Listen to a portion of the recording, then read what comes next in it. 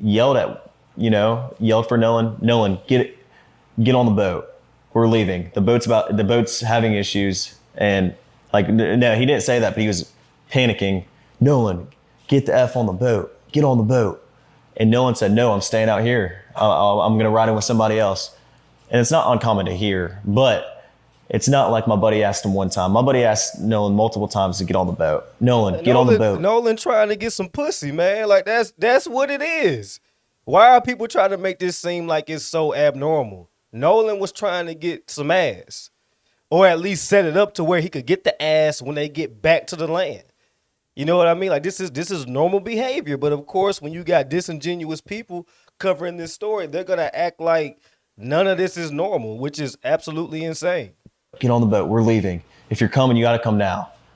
And Nolan made a decision to stay out on the island. And like he said, how many people heard that? Were there at least just a 5 few, to, I mean, everyone that was on our boat right there, because the Palm Beach had already left. My buddy went ahead and went home on the Palm Beach, and 3 guys on the way back. And Nolan wasn't the only person to ride out there with us and in with somebody else. I mean, we had multiple people in our group that rode out with us and rode in on someone else's boat. And that, like I said, that's not an uncommon thing to do, I mean, a lot of people do that. I could name probably 50 people out there that day that ran out with somebody and ran back in with somebody else. So, I mean, it's not like it's an uncommon thing, but it's not like we just left him there or my friends just left him there. Nolan made a decision to stay on the island after my friends asked him multiple times and told him to get on the boat, and he decided to stay. And I heard the girl that he was with, Katie, had text somebody that she heard people yelling correct for Nolan to get on it. Is that true? And I have a picture of that. She texted my buddy, and the next day everybody was panicking and everybody's texting Katie, because she was obviously seen with Nolan the whole day at the island. Katie sent a message to my buddy the next day and said, this is the last time I saw him, he's really sweet. But she also mentioned that the last time she saw Nolan was when my buddy was yelling at him to get on the boat. And she was right there to see that Nolan decided not to. Yeah, and so you guys get in the boat, you start to get towed in, and you make it back. Now explain how did you get to the point where you were concerned about Nolan? Because obviously you said, hey, Nolan, y'all need to, or somebody, not when you, did I get but to that point? You guys had made mention Nolan needed to get on a boat. Yeah. He didn't. Yeah. You guys get back to wherever you're going. Right. Explain that. Did you guys go back to somebody's house, or you guys like what happened there? And then when did you feel like, well, wait a minute, where's Nolan? Right. Okay. Well, running in was very chaotic. I mean, Nolan chose to stay on the island, so my focus wasn't on anything else other than the boat, because if the boat doesn't get in, then no one gets in. I don't want to sneak out there on my buddy's boat, and no one does. But my buddy Wyatt jumped out and pulled the plug on the boat once we kind of got out there, because he got the motor to trim down. And the motor trimmed down, my buddy Wyatt pulled the plug, and we planed off. We moved all the weight to the front of the boat so we could plane off. And eventually we planed off, and the boat was running. So when you're planed off and you have water in the boat and you're hauling, we're going pretty fast. We're going probably 40, 42 miles an hour. And so all that excess water that was built up in the boat is coming out of the boat. So, I mean, that's what we had to do. So we ran into Fort Bayou, and we didn't just run straight to my buddy's grandparents' house. We ran into Fort Bayou. A couple of us jumped in the water, and Wyatt, the whole reason for the stop was so Wyatt could hop in and put the plug back in the boat. So then after that, we went and docked it, and I went back to my buddy's house, and we ate and, napped for a little bit. It was a long day at the island, so, we were all tired. And eventually we go over to a girlfriend of mine. She was having people over for 4th of July. We were doing fireworks and stuff. So we all went over there to swim and, hang out. And this infamous picture that I've seen online of Nolan in the water in the swimming pool. Yeah. Where is this picture associated with? Because you said you guys went back to swim. Nolan wasn't with you. Yeah. So where's this picture at? Right. What's the context around that picture that's been floating? That picture is taken on June 27th, a week before the 4th of July. We all went to a friend of ours in Pass Christianity. Woo! The narratives. And they took that picture and ran with it. You know, the one where it's just Nolan and the three white boys?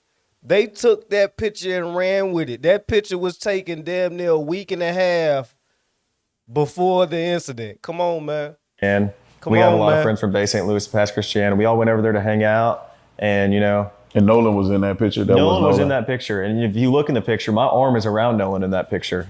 And I mean, that was a week before the 4th of July, so that picture is not associated within even the same. I mean, that was like a week before, so yeah. So you guys are now at swimming and having a good time at a lady friend's house. Right. I never got to the pool. I talked to her dad for a while, and I mean, all my friends were downstairs. I went upstairs, talked to her dad. We were talking about boats and stuff, and I've been with my friends all day. I was just talking to everybody, but So you talked to the young lady's dad, and then how long was it before you realized, or you guys realized that, well, where's Nolan at? I mean, I went back downstairs, and all my friends were just hanging out, and my buddy Wyatt had addressed, talking about Nolan, and I was like, well, where is Nolan? Have y'all heard from him? And he was like, no, we haven't. And I was like, okay, well, it's a little concerning. Like, I mean, I'm not freaking out or anything, but like, I'm trying to find out where Nolan is. So I texted Javon, and I was like, hey, and also a couple other buddies that I had at the island. I was like, hey, have y'all seen Nolan? Did he ride in with y'all? And all the buddies were like, no. Well, I texted Javon, and I was like, hey, can you send me Miss Christine's number? Because I haven't heard from Nolan. And if she hasn't heard from Nolan, then I'm calling the Coast Guard. And so eventually Javon sends me her number. Who is her? That's Miss Christine. Miss Christine is Nolan's mom. Nolan's mom. Okay. Yeah. And I walked down to the dock. That's a key fact right there. I know you liars and you grifters are going to ignore that, but this is a key point right here. There was a lot of people at Ava's, not a lot, but there was probably 15 of our friends there. And I was just like, walked down to the dock with a couple of my buddies, and I got on the phone I called Miss Christine, called her the first time. She didn't answer. I called her a second time, and I got on the phone with her, and I asked her if she had heard from Nolan. She said no. And I said, all right, well, don't freak out. I'm going to call the Coast Guard. And this was at about 11 o'clock. So what's your intent in calling the Coast Guard, right? Because right now, Nolan could be with a chick. He could be with somebody else. Right. He could have gone back with somebody else. What made you concerned enough that you felt like you couldn't weigh it out anymore? You had to call the Coast Guard. Well, I mean, like I said, my friends and I have been on the water our whole life. Stuff happens. People die all the time. I know people that have died out there. And, it's a fun place to be, but it's also a very, very dangerous place to be if you're not handling it right. And Nolan, so I hadn't heard from him. And obviously, I'm thinking I'd way rather be safe than sorry. I mean, I would rather call the Coast Guard 100 times and lose my mind over it and my buddy be okay than, not, and me not know where he is and him not be okay. And so I called the Coast Guard, and I talked to them on the phone for like 20 minutes, gave him a description. All right, that's an important detail. He actually called the Coast Guard. You know what I mean? These grifters, Ben Crump, Al Sharpton, they don't know this information. They're just making up shit. They're just making up shit. The last place we were at, the last time I saw him, who were we with, what boat we were on, the conditions of the water, just a summary. And I called Miss Christine back after, and I talked to her, and I said I got in contact with the Coast Guard. I'm not sure who she called or what she did, but I think she said she was going to make a couple phone calls to either DMR or Jackson County Sheriff's Office. And I was thinking worst case scenario. Like, I would way rather be safe than sorry about this, Yeah, so you called. So it seems like you called mom immediately. Right. Probably the first phone call that she got from anybody. That's the first phone call, like, at least I made. And I would assume that's the first phone call she got from anybody, because Javon hadn't called her, and there's nothing wrong with that, but Javon hadn't called her, and I mean, I was just worried about my friend. Stuff happens out there, boat problems. It could be anything, but I mean, there's a lot of stuff that happens out there, and I was just worried about my friend. And so you guys made that call, nothing that night, and I'm assuming you wake up the next day, and then what happens? I wake up the next day at about 7:30, and my dad had texted me because obviously Nolan's photo was all over Facebook, and I just saw it everywhere, and I was freaked out because I was like, oh my gosh, like that, I assumed, Nolan's just, we had been drinking all day, and like, that he's just sleeping somewhere, and that he's okay. But I didn't want to believe that if we didn't know for sure. So, I mean, next day I woke up and my stepdad walked to my room and he said, hey, like, have they heard anything about Nolan? Like, what's going on? Because I hadn't spoke to him, and he was like, I was like, yeah, no, like, I don't know. I had just gotten up, and he was like, all right, well, we're going and getting on the boat and looking for him. And I was like, okay, yeah. So I got my buddy Ricky, I got my buddy Brooks, and I got my buddy Jax. My mom came on the boat with my stepdad and I, and we all went out there and looked. Okay. All right. They're showing that they actually cared for the boy. They're showing that they actually put forth an effort to look for him.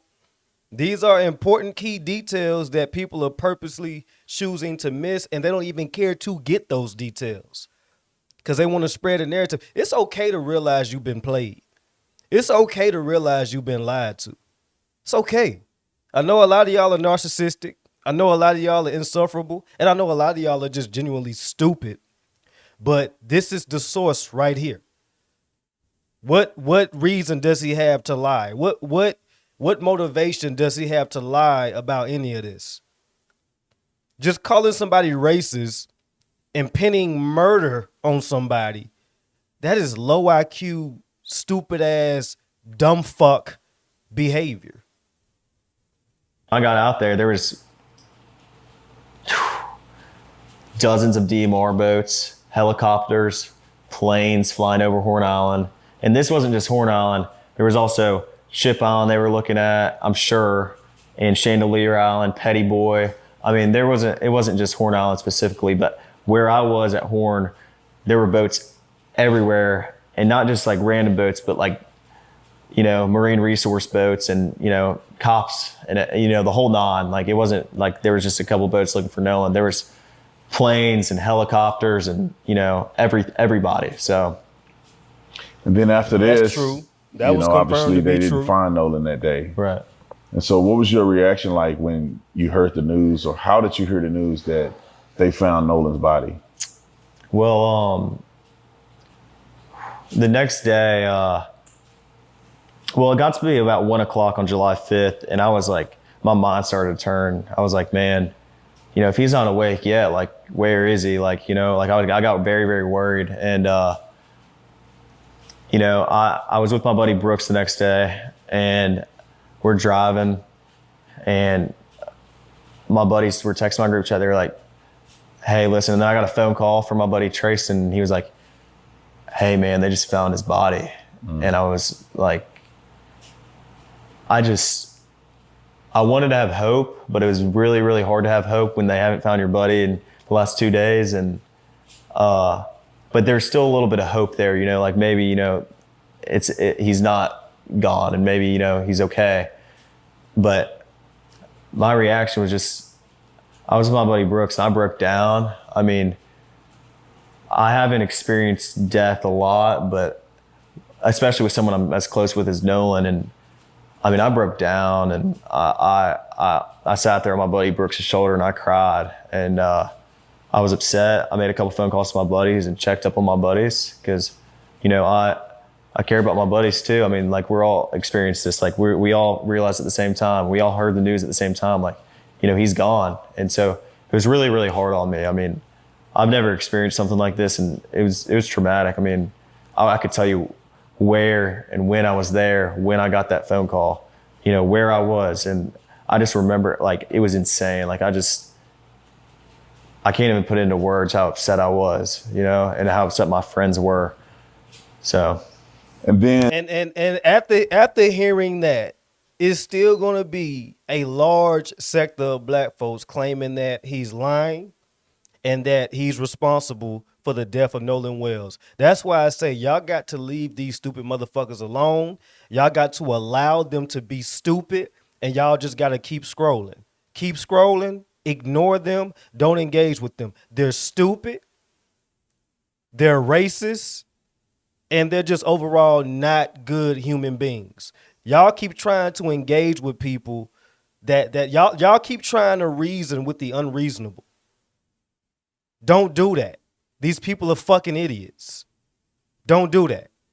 Just keep it moving. After hearing that, and come back and be like, that white boy lying. That white boy lying. It shows how stupid and feeble-minded you really are. And I'm going to leave it at that. then comes the stories and the backlash and the craziness. I mean, you guys are now hearing that you're responsible for it. You did it. You killed Nolan. So what was the next step? Did you guys ever engage with police or? yeah. So the first time I talked to the police was July 7th. I talked to the lead investigator and I told him my whole story, top to bottom.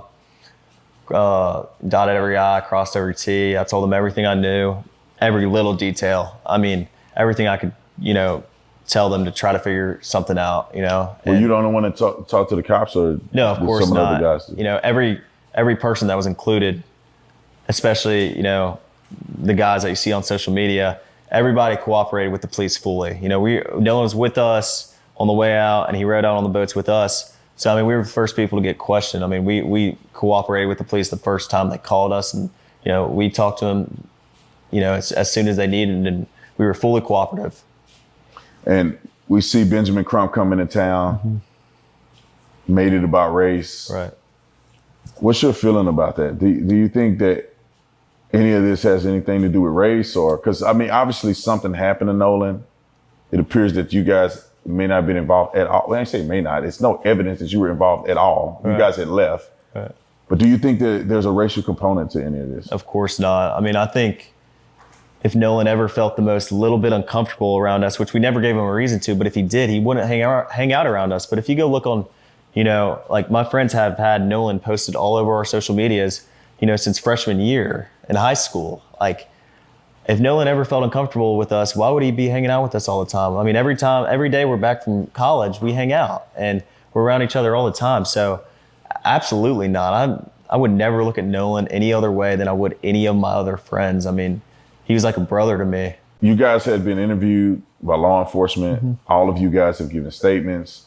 But then I think that there's a part associated with this that's being rumored out in the public, and that is the situation with the cell phone, potential deletion of messages. When did that occur, and what happened there? Once again, Officer Tatum doing what he does best, which is looking for the truth. You know what I mean? And all y'all be talking that noise about, oh, TJ, why you like Officer Tatum? He's with Israel. I don't even understand that Israel shit. And y'all don't neither. Y'all just be talking that Israel shit, and then when you ask people to explain it, you know what I mean? Okay, like, explain the Israel situation. Can y'all explain it to me? It's like you get a bullshit ass answer. So y'all just be throwing shit out there. Y'all don't know what the fuck y'all be talking about when it comes to that Israel shit. You know what I'm saying? But this particular situation right here, Officer Tatum is doing an amazing job.